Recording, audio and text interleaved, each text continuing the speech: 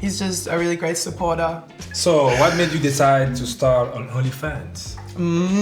There was What's a calling. What's the reason? Be honest. What's the reason? Money. Money. Okay, I like that. Yeah. I've made my own lane.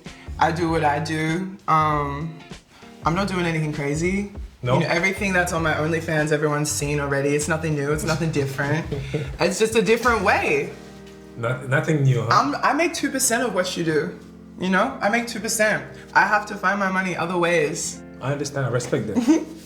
You think I can have an OnlyFans too, or should you I? can have an OnlyFans. Yes, you can, sir. Should I open one? We're gonna think about it, Jordi. It's a big business. A lot of money out there. Big business, baby. Have you and the Connecticut Suns coach squash your beef? We hugged it out. When was that? It was like the game. We had to play them again after everything happened, but yeah, I said what I wanted to say. He apologized. It's all good. Did he apologize to you? You guys speak before that? No. Okay. I don't think so. But so now it's no beef between you guys. Good. No. All good. No. Yeah. So you scored 53 points. WNBA. Yes. It was a record. Yes. How did you feel about it?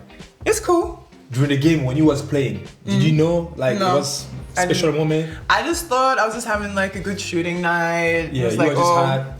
If I knew, like my coach took me out early. Like I could have gone for 60 if I knew, but I had no idea. You didn't know? No idea. Man, how did you feel after when you found out? It was really cool, and I think the coolest thing is that as I was a kid and I started playing basketball, I wore number 53. Like that was my playing number when I was like 13, 14 years old. So, you know, it's cool. I'm not really the type of person to wear my accomplishments as like a medal or, you know, it's just not, I wouldn't, like, it's in the past, it is what it is. It was a cool thing. Yeah. It's nice to have on my work resume, but you know, I focus more on winning than breaking records. It's just, records are there to be broken. That's a good mindset. I like that. I like that.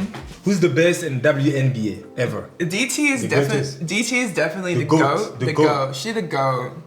Like, oh my God, she's just unstoppable, and she'd be different in playoffs as well. But I played a lot in China. Okay. And getting to see Maya Moore play in China, like not a lot of people.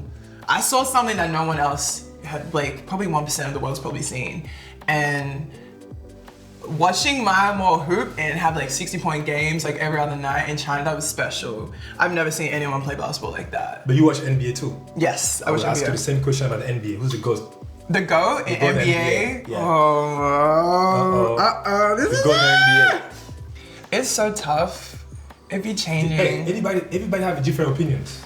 For me personally, yeah. My GOAT is Kobe. He's the one that really made me like fall in love with the game. He's the one that I wanted to be a guard because of him. Like I wanted to be Kobe. Everyone was like, you need to watch Shaq. Like you need to watch Shaq and Kobe so you learn to be Shaq. I never wanted to be a post player when I was like a teenager. I always wanted to be extra and be Kobe. Oh, I see the tattoo here. Mamba, Yeah. Oh, camera. Can you catch it out? Did you see that? That's kind of cool. I see. Okay, it makes sense now. It makes sense. Yeah, and like not a lot of people know that a lot of us were on court with him a week before he died from the WNBA. Okay. So he was like a mentor to a few of us. He was my mentor, and it really rocked my world losing him. So for me, Kobe is my GOAT, always, forever. Respect. Yeah. Respect. What WNBA players do you like to watch play? On TV, like you say, you really enjoy watching. I like to watch my games back. That's what I like to watch. Okay. I'm my favorite player. Well, who else I like to watch in the WNBA? Yeah, there's so much talent. I like watching Brittany. Because she's my twin. She's my twin, but different. And she had such a great season this year. I was really proud of her. So Brittany Griner, she'd be one of my favorites to watch. Yeah. What about the NBA? In the NBA? Yeah. Woo! My list is long. No, give me one. Ask you one. My favorite? Yeah.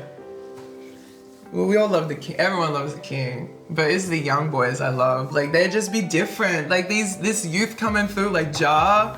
Like, they just do no fear, like, killers, risking it all just to, like, throw down a massive dunk. Like, I love watching the young kids, yeah. Okay. Yeah. Who's one of the young kids you like to watch?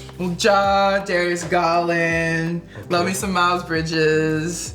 Who else we gonna throw in there? I think Charlotte's a really fun. So you like more Showtime, huh? I love Showtime basketball. Okay, I see. Yeah. I heard you talk a lot about mental health. You know, I know it's very important with you. About, you know, it's very important to talk about mental health these days. You know, what kind of advice can you give to the young, you know, young players, young athletes? I feel like the older I get and the more I reflect on like growing up, I wish that I just took my time and trust the process and didn't try to rush things. And I feel like players and just people in general, we can be so like fascinated and locked into what everyone else is doing and not reflecting on what we need to be doing and where we are personally. So I think I'm lucky growing up. There was no person I ever really wanted to be. I never really had a role model or a mentor that like I truly